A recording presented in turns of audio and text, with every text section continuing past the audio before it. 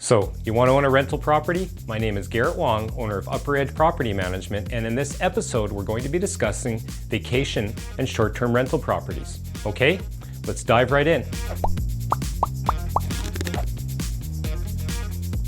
So today we're talking about vacation and short-term rentals. What is classified as a vacation property? Well, pretty well any property that someone rents from you while they're on vacation. This is normally in a place that you would call a tourist destination.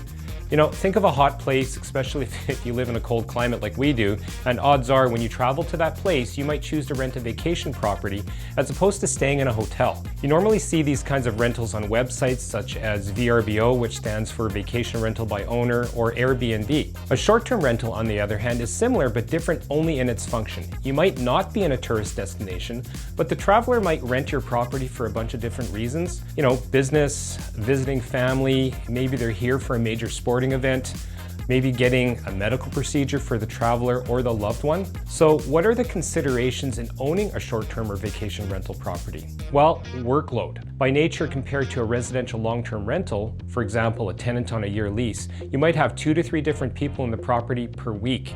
That means 2 to 3 move-ins, 2 to 3 move-outs, 2 to 3 rental transactions, 2 to 3 interactions to close those transactions, etc. And if you aren't in the local city, you'd have no choice but to hire a property manager that specializes in short-term rentals. For a long-term lease, it's theoretically possible to manage from afar as long as the tenant has moved in and settled. You have more costs in consumables. Many people forget about linens, toilet paper, laundering the sheets each time. You also have cleaning. You have to get the property cleaned in between tenants. That's once a year for a year lease and 2 to 3 times per week for a short-term rental. All right, so I'm running out of time in my promise to give you 2 minutes or less. So we're going to continue on next segment next week and talk about the disadvantages and advantages of short-term and vacation rental property. Thanks for watching.